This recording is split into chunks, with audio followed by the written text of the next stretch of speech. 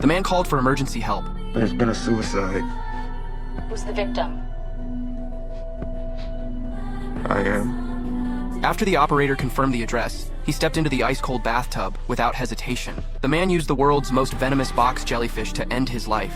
The beautiful tentacles of the jellyfish touched his arms. Sudden intense pain made his whole body convulse. The neurotoxin spread rapidly through his bloodstream. The man's screams echoed throughout the bathroom. He chose the most painful way to end his own life, while keeping his body intact. This was his way of finding redemption. The man's name was Smith. He was a rising star who helped send humans to space. But he glanced at his phone while driving, which caused a terrible car accident. The crash killed 7 people, including his girlfriend, who he had just proposed to. As the only survivor of the accident, Smith had been living in hell ever since that day. He read news reports about the accident every single day. Believing he should have been the one to die, he wanted to make amends. He planned to use all his organs to save 7 lives. Smith noticed a woman named Emily. She had a congenital heart condition. She needed a matching heart to have any chance of survival.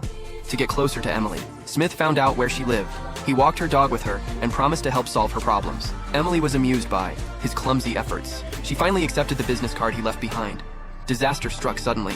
While Emily was out for a walk, she collapsed from heart failure. A neighbor rushed her to the hospital. The night brought out Emily's fear of death. She called Smith. Smith gently talked her to sleep over the phone while rushing to the hospital. When he arrived at her room, Emily was already asleep. He stared at the woman's worn face filled with compassion. The next day, the doctor brought terrible news. Emily's condition had worsened and she only had a month to live. The doctor handed her a pager. If the red light on the pager turned on, it would mean a suitable heart donor had been found. The devastating news broke down the strong Emily, and Dias Curse grabbed Smith's hand. Desperately seeking strength from him in her pain, Smith took Emily home and took on the responsibility of caring for her. He not only helped weed her garden, but also took her to the countryside for fresh air. Yet they gradually fell in love through their time together. Smith walked through the heavy rain. Emily was like sunshine, bringing him back to life, giving him new hope for the future. He even thought about stopping his suicide plan.